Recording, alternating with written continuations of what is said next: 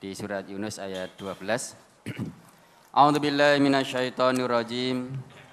Wa idza massal insana ad-durru da'ana li jambihi aw qa'idan aw qa'imah falamma kashafna anhu durrahu marra ka'an lam yad'una ila durrim massah kadzalika yuyyina lil musrifina ma kanu ya'malun. Dan apabila manusia ditimpa bahaya, dia berdoa kepada kami dalam keadaan berbaring, duduk atau berdiri.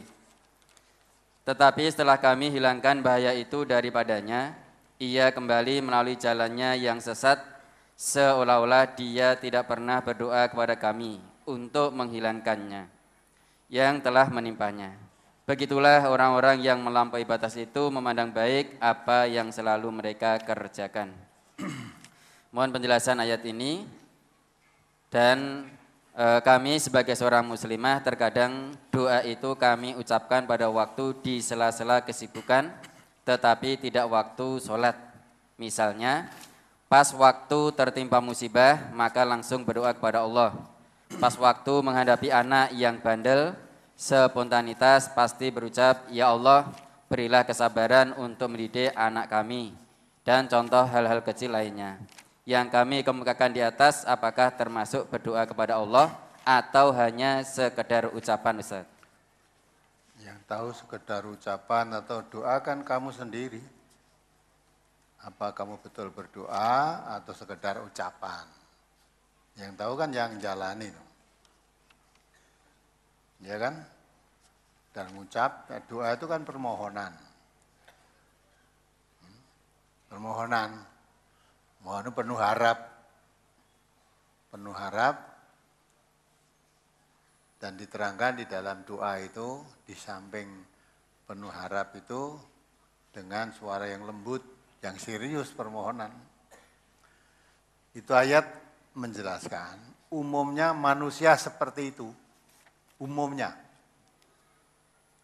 Jadi kalau sedang ditimpa sesuatu musibah, atau sesuatu yang tidak menyenangkan, itu dikatakan oleh Allah, ya, dalam keadaan berbaring dia berdoa, duduk berdoa, berdiri berdoa.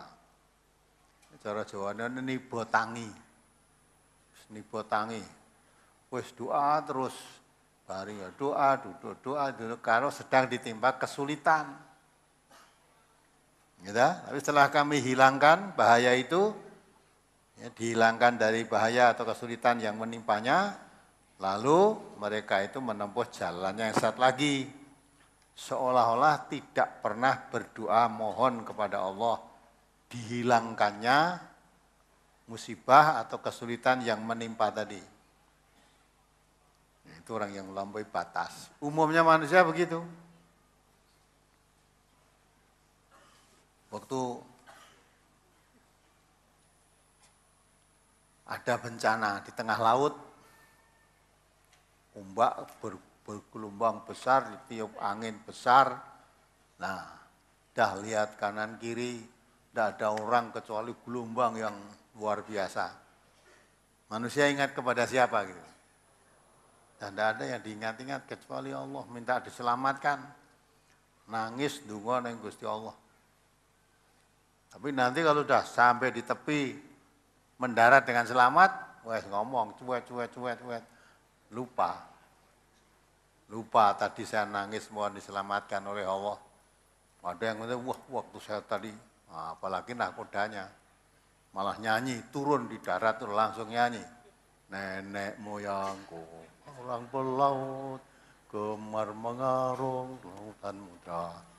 Nah itu, seolah-olah karena kepandaian saya sebagai nahkoda, wah menghantam ombak atau badai. Andai kata bukan saya nahkodanya tadi, tenggelam. Padahal dia tadi ya deg-degan tak ini. Wah serah kembang cemuit, semua doa. Waktu haji dulu juga begitu. Kebetulan saya waktu itu bersama rombongan. Tahun 90 ya. Pas di atas Sri Lanka itu, dari kru pesawatnya mengumumkan tidak boleh apa itu Mondar-mandir supaya duduk di tempat, kemudian ikat apa itu kursi itu, pengikat itu supaya dikenakan, dan ini cuaca sedang buruk. Wah, ada pesawat itu seperti naik, kalau naik mobil itu di jalan rusak itu, gludak, seperti mau jatuh tuh. Nah, terus teringat tahun berapa itu pernah ada jamaah haji yang jatuh di Sri Lanka sana. Wah, semua diam, nggak ada yang. Ada yang nangis, ada yang istighfar, ada yang macam-macam lah. Buatannya kepada Allah. Nah, setelah sampai turun di Jakarta, wah sudah ramainya luar biasa. Nah, lupa kalau tadi saya nangis-nangis mohon selamat kepada Allah itu lupa. Ya, harusnya diselamatkan kan sujud syukur. Nah, ini sifat manusia. Kalau lagi susah, wes nibot angin, dungo terus. Tapi kalau dihilangkan dari kesusahan, lupa kepada Allah. Berbuat syirik lagi. Seolah-olah yang menyelamatkan itu, ya, yang menyelamatkan jimat yang dibawanya itu. Wah, ini kiai yang minta dari Kiai Banten ini betul-betul ampuh. Kalung itu loh, kalung tulisan Arab, pakai sabuk, tulisan Arab itu, wah ini tak waktu pas terjadi gue tak kencengke terus. Nah, seolah selamatnya dari situ. Nah, itu semuanya ini yang disyaratkan oleh Allah.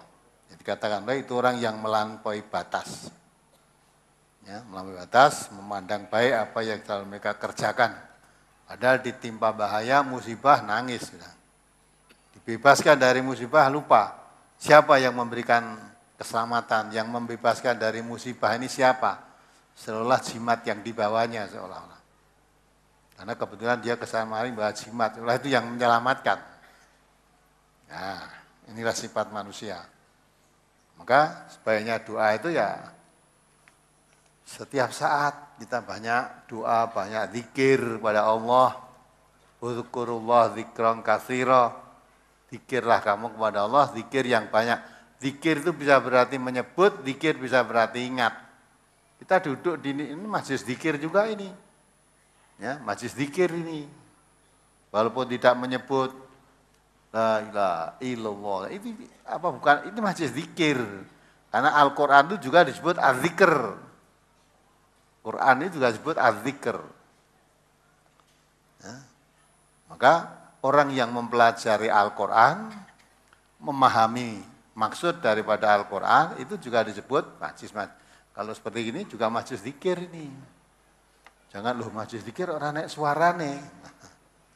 Nah, ini zikir bukan zikir menyebut, tapi mengingat.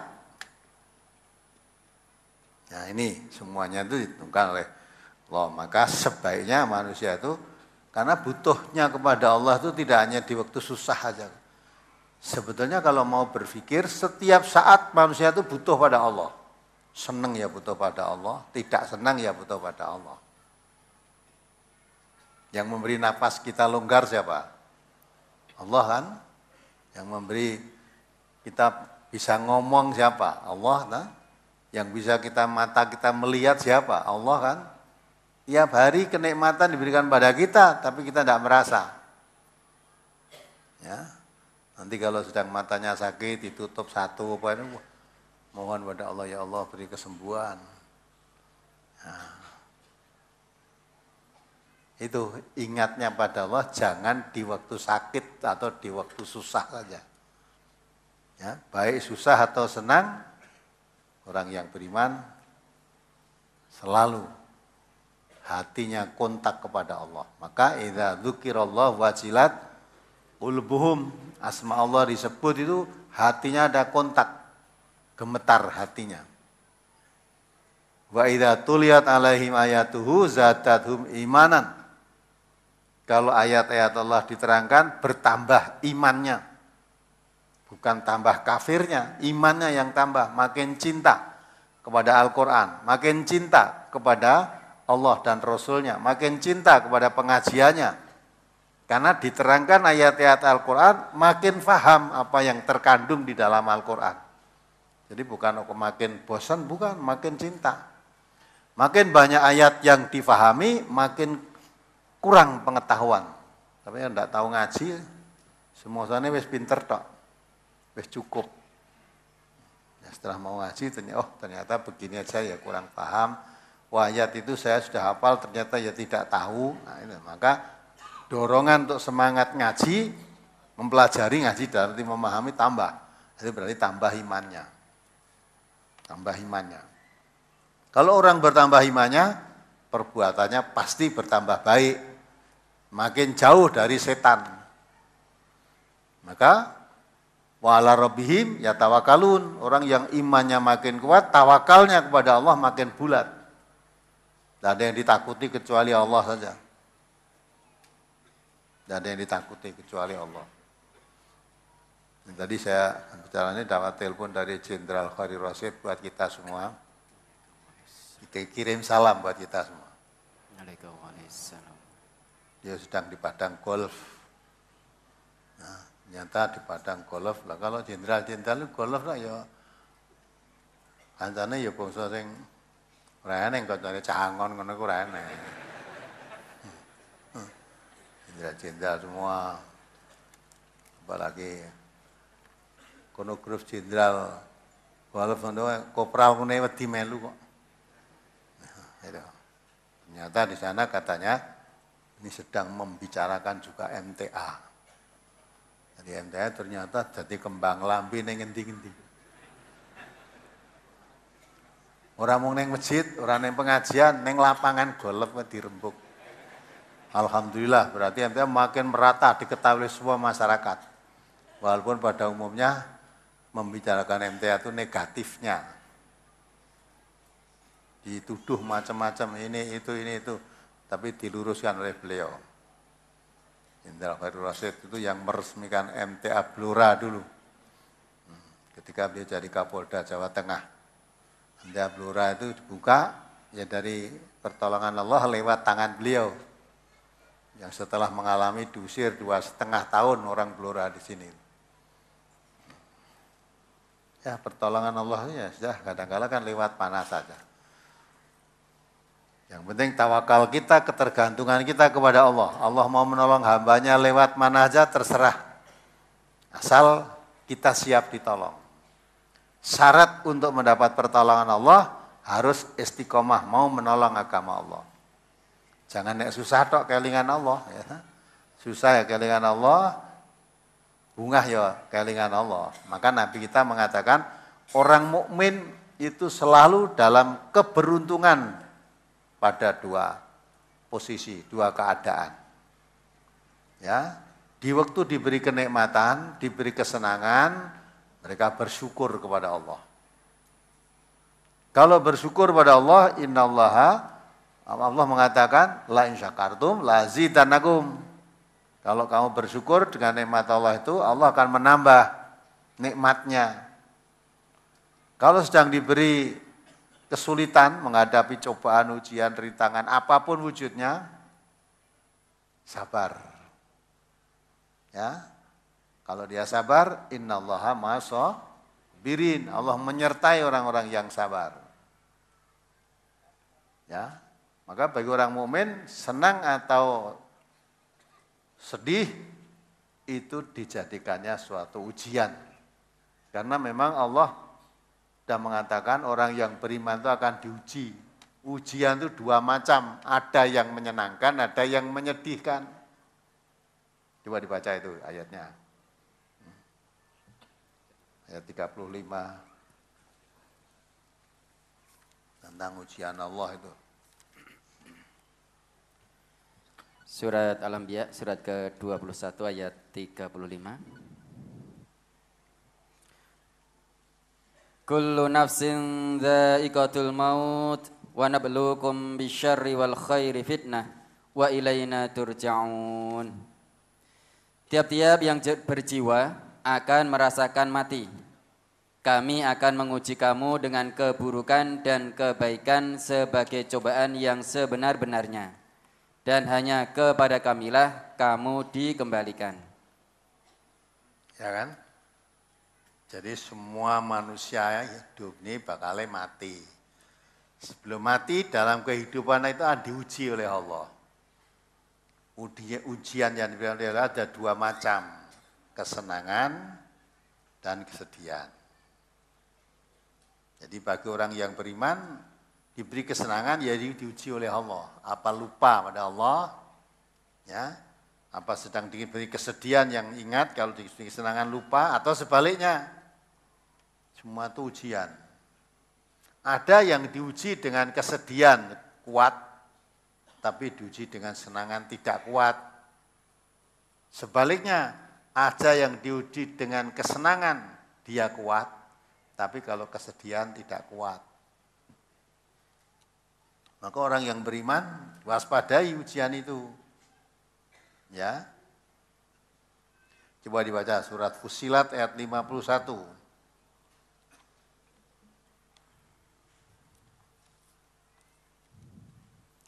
Surat Fussilat surat ke-41 ayat 51. Wa idza an'amna 'alal insani a'rada wa na'a bijanibihi wa idza massahu syarru fadhu arid. Dan apabila kami memberikan nikmat kepada manusia, ia berpaling dan menjauhkan diri. Tetapi apabila ia ditimpa malapetaka, maka ia banyak berdoa. Ya, kita kalau diberi kenikmatan, diberi kesenangan, sholat we lali. Doa apa? Doa apalagi? Doa apa cukup kok. Apa-apa sudah tercukupi, berdoa itu mohon apa? Uang sudah turah-turah. Apalagi yang dibutuhkan? Mobil turah-turah. Ya, mau ke sana kemari sudah cukup. Ya. Di mana-mana ada yang melayani. Uang banyak, kalau tidak berdoa itu minta apa? Nah, tuh. Tapi nanti kalau ditimpa musibah, dia baru ingat pada Allah. Baru ingat, Pak. Ini sifat manusia. Jadi tidak kuat tuh kalau diuji dengan kesenangan itu malah jauh dengan Allah.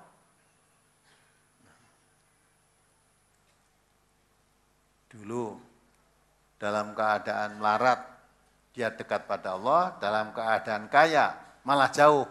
Nah, itu namanya tidak kuat dalam keadaan kenikmatan. Dalam keadaan kenikmatan dia tidak kuat menghadapi itu. Tetapi kalau diberikan kesenangan, nah dia tetap dalam keadaan itu. Coba dibaca juga itu ya. Surat Al-Haji ayat 11.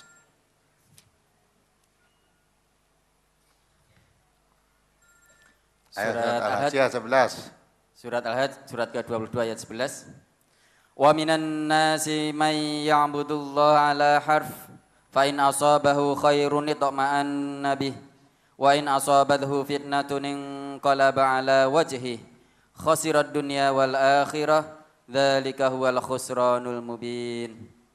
Dan di antara manusia ada orang yang menyembah Allah dengan berada di tepi. Maka jika ia memperoleh kebajikan, tetaplah ia dalam keadaan itu. Dan jika ia ditimpa oleh suatu bencana, berbaliklah ia ke belakang. Rugilah ia di dunia dan di akhirat, yang demikian itu adalah kerugian yang nyata. Ya, rugi dunia akhirat. Ya, orang masuk Islam itu tidak serk itu tidak.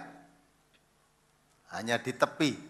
Jadi ibaratnya masuk rumah itu cuma di ampeng-ampeng pintu itu.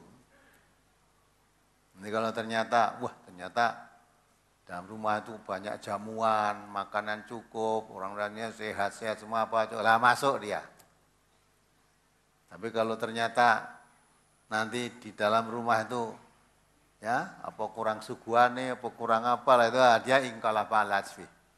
Maksudnya dia masuk Islam itu setengah-setengah. Kalau jadi orang Islam itu dia menjadi baik, baraku jadi orang Islam, wah dagangku lancar.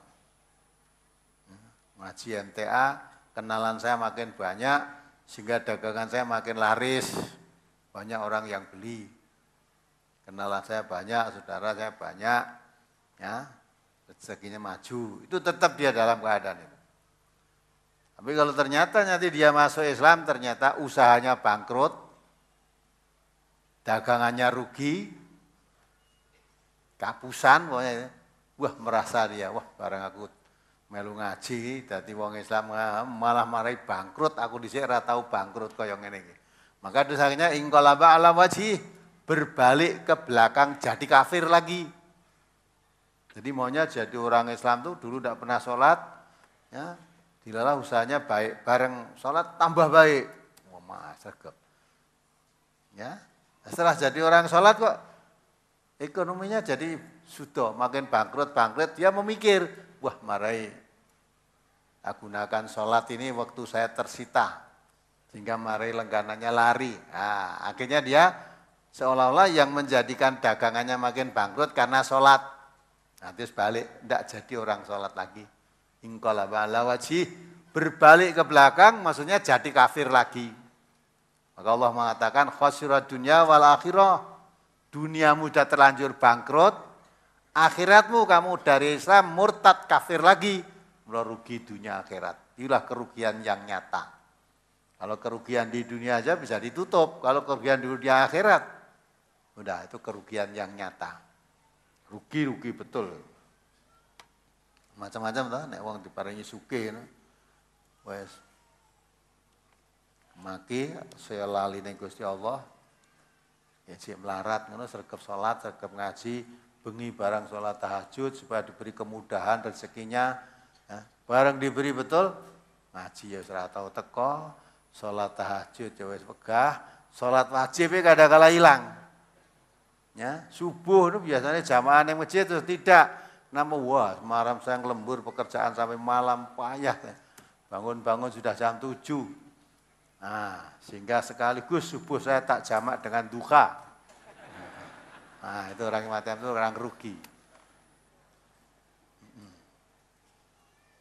Satu lagi, surat Yunus ya, ayat 22. 23. Surat Yunus surat ke-10 ayat 22 dan 23. Huwallazi yusayyirukum fil barri wal bahr hatta idza kuntum fil fulk wajarayna bihim birihin thayyibatin wa farihu biha ja'adha rihun 'asifun wa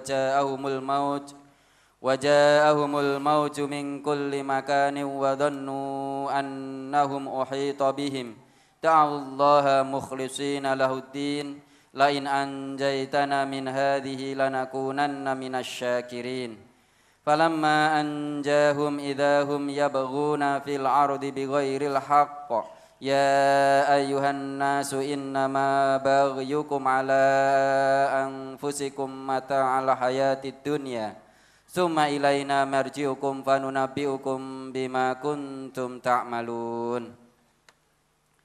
Dialah Tuhan yang menjadikan kamu dapat berjalan di daratan, berlayar di lautan. Sehingga apabila kamu berada dalam bahtera dan meluncurlah bahtera itu membawa orang-orang yang ada di dalamnya dengan tiupan angin yang baik dan mereka bergembira karenanya. Datanglah angin badai dan apabila gelombang dari segenap penjuru menimpanya dan mereka yakin bahwa mereka telah terkepung bahaya, maka mereka berdoa kepada Allah dengan mengikhlaskan ketaatan kepadanya semata-mata. Mereka berkata, sesungguhnya jika engkau menyelamatkan kami dari bahaya ini, pastilah kami akan termasuk orang-orang yang bersyukur. Nah, inilah naik kapal, ketika di tengah kapal, di tengah laut, ada angin yang meniup kapal. Zaman dulu kan kapal layar itu. Ya, kapal layar ditiup dengan angin yang enak, arahnya tertentu, tidak angin puting beliung, ya, layarnya, wah senang. Ya senang. Ya mengikhlaskan dalam beragama. Betul-betul pelaksanaan itu betul ikhlas karena Allah lah begitu. Tapi tiba-tiba datang angin yang kencang.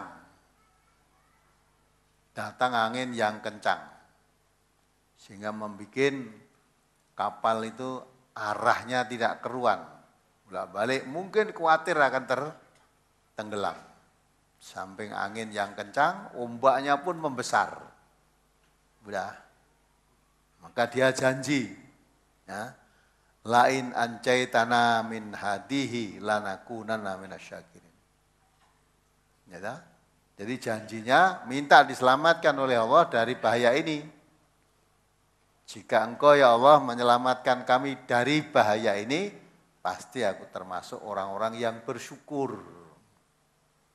Janjinya ketika dihantam bencana ombak, angin besar di tengah laut tadi, mohon kepada Allah diselamatkan. Kalau diselamatkan kami akan termasuk orang yang bersyukur. Tapi apa yang terjadi? Ayat berikutnya. Maka tatkala Allah menyelamatkan mereka, tiba-tiba mereka membuat kezaliman di muka bumi tanpa alasan yang benar. Hai manusia, sesungguhnya bencana kezalimanmu akan menimpa dirimu sendiri. Hasil kezalimanmu itu hanyalah kenikmatan hidup duniawi. Kemudian kepada kamilah kembalimu, lalu kami kabarkan kepadamu apa yang telah kamu kerjakan. Ya tak? Janjinya tadi kalau diselamatkan bisa sampai di darat dalam keadaan selamat, jadi orang yang bersyukur. Syukur berarti tunduk patuh kepada Allah, tidak berbuat zalim, tapi taat. Sebagai manusia menjadi khalifah di bumi, berbuat kebaikan di muka bumi ini. Tapi ternyata setelah diselamatkan, dia ternyata berbuat kezaliman, buat kerusakan di muka bumi, berbuat zalim. Ya, mengingkari janjinya tadi. Maka Allah katakan akibat kezalimanmu akan menimpa dirimu sendiri. Jadi kamu mengingkari janji kepada Allah diingkari. Kamu maunya berbuat syukur, ternyata zalim itu. Sedang Allah itu tidak suka kepada setiap bentuk kezaliman. Ya. Termasuk kezaliman yang besar itu berbuat syirik. Inna syirka la dzulmun adzim. Perbuatan syirik ada suatu kezaliman yang besar. Nah itu maka kalau kamu sudah lupa kepada Allah, malah berbuat zalim, mensekutukan Allah dengan yang lain, tidak minta selamat kepada Allah, tidak bersyukur kepada Allah, tapi yang lain selain Allah, nah itu kamu berkezaliman yang besar. Akibat kezaliman yang besar karena syirik itu akan kamu rasakan sendiri. Semua amal kebaikanmu rusak. Gugur karena syirik itu merusak amal kebaikan. Nah itulah contoh ayat tadi yang sudah tanyakan tadi, itu memang sifat manusia pada umumnya, ingatnya kepada Allah di waktu kesulitan atau kesusahan, musibah. Tapi kalau di waktu diberi kesenangan, seolah-olah senangan itu bukan pemberian dari Allah, maka tidak pandai bersyukur, malah banyak orang yang senang, diberi kesenangan, diberi harta kekayaan yang banyak, ya, sulit untuk berbuat baik. Ketika dalam keadaan melarat rajin beribadah, setelah dalam keadaan kaya mulai jauh pada Allah. Keadaan melarat pas-pasan ngaji di akad pagi walaupun nempuh jalan jauh, ya, sepeda motor, ya. Kemarin dari saudara kita yang dari mana itu? Mana? Comal, naik sepeda motor. Katanya berangkat jam 10 siang. Sampai di sini ya kemarin jam 10 malam. Kok 10, jam 8 malam lah. Comal sini kan cuma sepeda motor sampai. Nah, karena dekat. Ya. Tapi ada yang hanya dekat dari sini mau tempat ini malah kebablasan. Sini yang kena, wah tekan Tawangmangu, tekan pengajian. Lihat aja pengajian. Kok minggu-minggu ke Tawangmangu, tidak ke pengajian. Pengajian besok minggu masih ada. Ya ingat kalau anak tamu tuh godan. Betul, minggu pengajian besok masih ada. Tapi ketahuilah hidupmu tinggal hari ini. Kalau kamu hari ini tidak bisa datang, minggu yang akan datang jangan harap kamu sudah dikubur. Maka Nabi kita mengatakan ikmali akhiratika ka'annaka tamutu ghadan. Kalau ikmali dunyaka ka'annaka ta'isyu abadan. Kalau urusan cari dunia jangan harus sekarang. Kalau kebetulan bersamaan urusan kepentingan untuk dapat dunia, kepentingan dapat akhirat bersamaan, pilih untuk akhiratnya. Tanamkan perasaan, kalau untuk kejar akhirat ini saya tunda, waktunya tinggal sekarang. Kalau saya tunda berarti sudah tidak dapat. Tapi kalau untuk kepentingan dunia, saya tunda. Sudah jauh-jauh datang, kita pedagang di story, ya, itu yang tukang nyetor-nyetor dagangan itu, saya dagangkan berangkat, ya sudah, tinggal ini aja.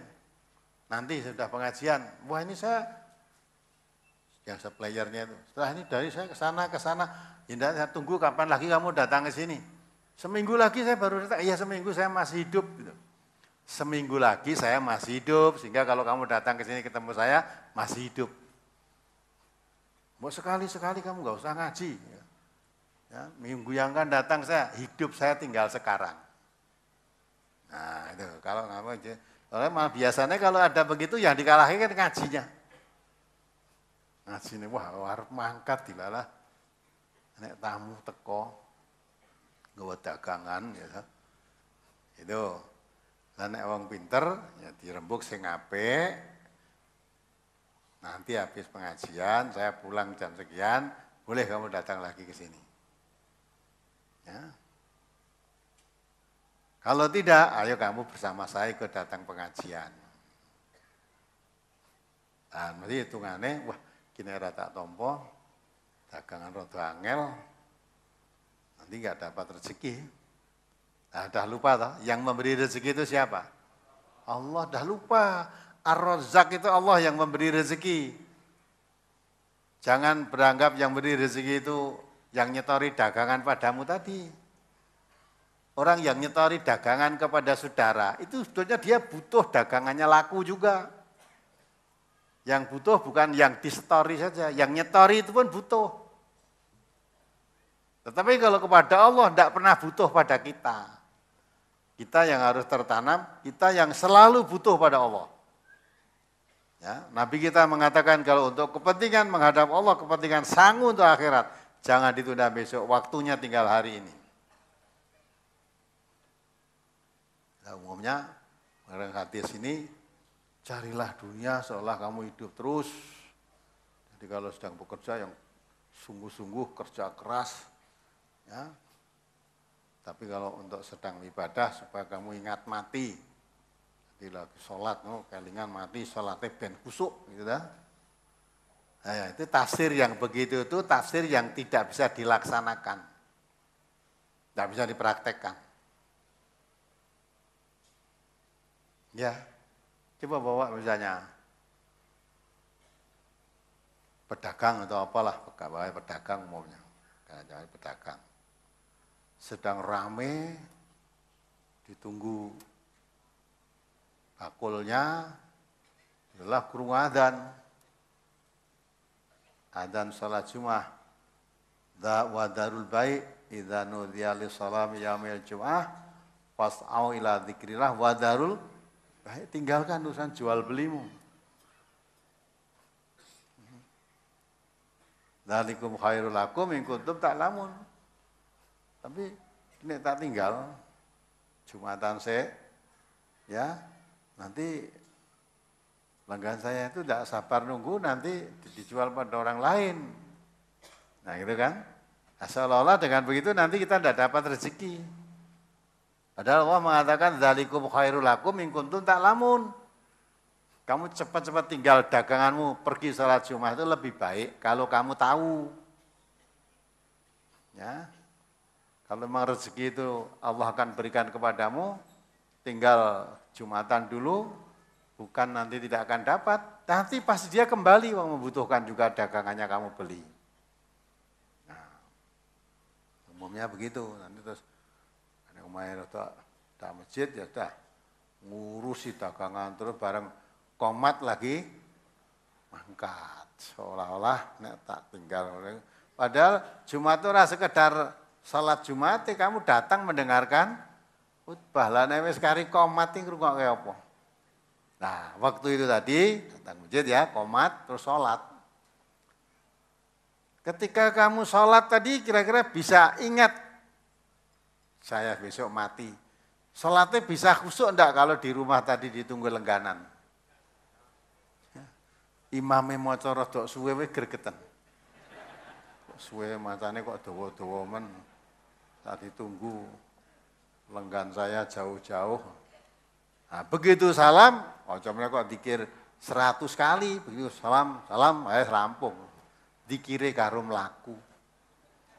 Loh, katanya kalau urusan akhirat supaya bisa khusyuk, ingat kamu mati esok. Kadang mati, keanakan tamu tuh kotan, matinya besok pagi.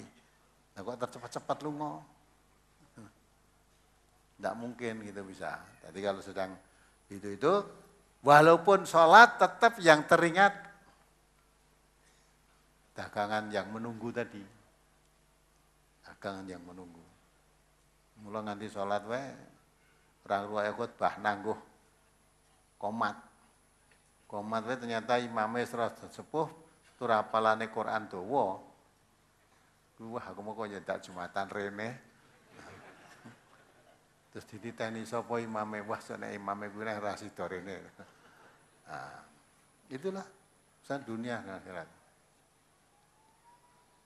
Nah, ini semuanya maka padahal yang dimaksud kalau kamu urusan dunia dan akhirat itu dahulukan urusan Allah. Kalau kita mementingkan urusan Allah, mendahulukan untuk Allah itu duniamu disertakan. Tapi kalau kamu hanya mementingkan duniamu, akhiratmu tidak dapat bagian. Coba dibaca ayatnya. Surat Asy-Syura ayat 20 itu. Semua itu ada dasarnya, petunjuk-petunjuk ini. Hanya kadang tidak diketahui.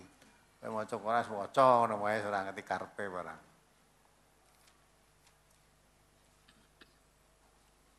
Surat Asy-Syura, surat ke-42 ayat 20. Man kana yuridu harsal akhirati nazid lahu fi harsih wa man kana yuridu harsad dunya nu'tihi minha wa ma lahu fil akhirati min nasib. Barang siapa yang menghendaki keuntungan di akhirat, akan kami tambah keuntungan itu baginya. Dan barang siapa yang menghendaki keuntungan di dunia, kami berikan kepadanya sebagian dari keuntungan dunia, dan tidak ada baginya suatu bagian pun di akhirat. Ayat itu.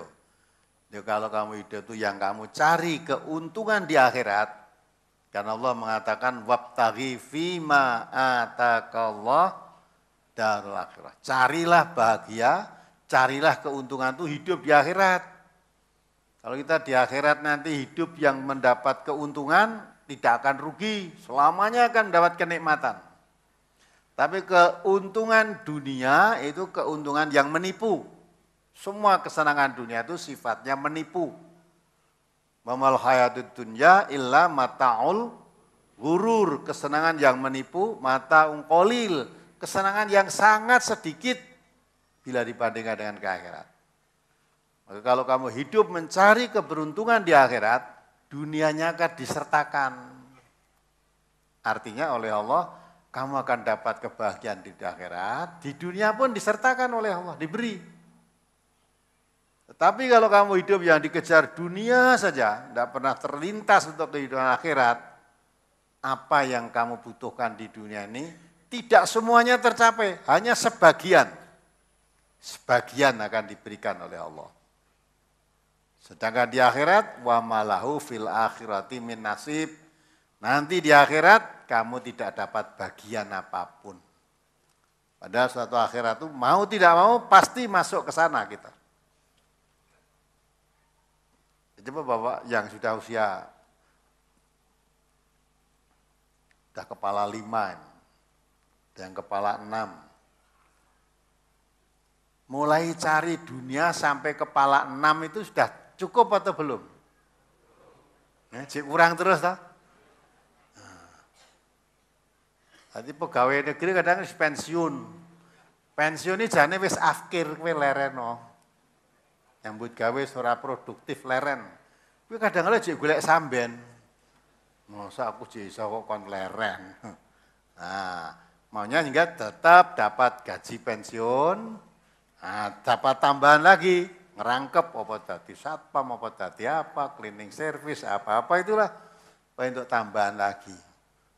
Maka Nabi mengatakan dunia itu bagi anak Adam, ya, andai kata diberi satu lembah dari emas, dia minta yang kedua. Jadi kira wis duwe satu lembah, satu dataran isinya emas kabeh wis cukup, enggak. Mesti tekok yang kedua. Wah, tak tambahin. Petani ya begitu. Sudah duwe tuku tanah sepatok, mikir wah iki patokan kene tak tuku sisan. Duwe sawah 2 hektar, kepengin 3 hektar. Apalagi yang ada di Sumatera itu, yang kebun sawitnya beberapa hektar. 1 hektar aja bisa cukup nggo mangan. Wah, nek 3 hektar ndah kaya ngopo. Nek 4 hektar ndah kaya ngopo, saya bisa beli ini, bisa ini. Wah, udah macam-macam. Rantek-entek lah. Ibu-ibu ya kuwi, ibu-ibu itu senenge karo emas, belian. Gereng duwe emas anggere nek koncone nganggo cincin kelap-kelap no. Gelang barang ketok. Mikir kapan ya aku duwe. Tak matur bapak itu suaminya lah. Yen tukake cincin 1 gram lah wis seneng. Mosok wiwit dadi nganten duwe putu 5. Ya. Diriji ki urung tau dikai cincin emas. Nah, belikan ya. Suaminya tahu pas itu duit tukake cincin emas 1,5 gram. Wah, senengnya luar biasa. Bareng wis ngerti rasane duwe cincin 1,5 gram. Lihat dina duwe duit meneh. Piye Pak, nek iki tak gedhekke ngono. Tak gedhekke no piye? Ora cukup ternyata 1,5 gram. Gedhekke. Ya. Nah, cukup anak Adam kata Nabi kalau sudah masuk ke liang kubur, wis nek masuk ke liang kubur cukup. Nyarum mlebu rono duwe tanah beberapa hektar, duwe sertifikat rumah tinggal nganti lali nggone sing toko, nganti tetung pira-pira lali kating banyaknya. Ya. Ini dituku meneh. Tapi kalau udah masuk ke liang kubur, udah cukup. Tanah cuma lebarnya 1 meter, panjangnya 2 meter, sudah orang jaluk tambah. Wes kok nokono wes. Nah, itu cukup. Maka itu keinginan manusia tentang dunia, apapun yang kamu ingin, tidak semuanya dituruti oleh Allah. Mungkin kita punya 10 keinginan, yang diberi Allah cuma hanya 2, mungkin hanya 3. Enggak, 10 kecukupan kabeh itu enggak. Ya. Itu semua. Nah, yang diinginkan tidak semuanya terpenuhi, akhiratmu wa malahu fil akhirati min nasib. Sudah, dunia yang dikejar tidak tertangkap, akhiratnya menunggu kamu masuk, tidak punya gaman, tidak punya alat, akhirnya tidak mendapat bagian kebahagiaan di akhirat. Tapi orang yang hidupnya mencari kebahagiaan di akhirat, jangan khawatir, melarat, tidak. Allah berjanji kok dunianya disertakan. Karena walaupun diperintah oleh Allah, wabtaghi fima atakallah tarakhirat, dilanjutkan wala tansa nasibaka minad dunya. Urusan duniamu jangan dilupakan. Cari bahagia hidup di akhirat, tapi karena kamu hidup di dunia, jangan melupakan dunia. Dari akhirat itu terus sholat, puasa, doa, sholat, puasa, orang gelem nyambut gawe itu namanya melupakan dunia. Sedang Allah mengatakan jangan kamu lupakan. Kamu hidup di dunia, tapi jangan jadi tujuan, hanya jangan kamu lupakan. Oh ternyata di dunia itu butuh makan, nah cari makan. Dunia itu butuh pakaian, seperti yang kita pakai, nah cari uang untuk beli pakaian. Gitu. Tapi cari bahagianya hidup di akhirat. Ya, dunia sekedar kebutuhan, mencukupi kebutuhan yang hidup sementara ini saja. Akan diberi oleh Allah. Nah, maka itulah, jangan sampai kita terblinger dalam hidup itu seolah kalau udah punya apa-apa, ya, dan tidak butuh lagi pada Allah. Keliru kita. Allah selalu kita butuhkan kapan saja. Maka di waktu senang kita bersyukur, di waktu ada kesulitan kita bersabar.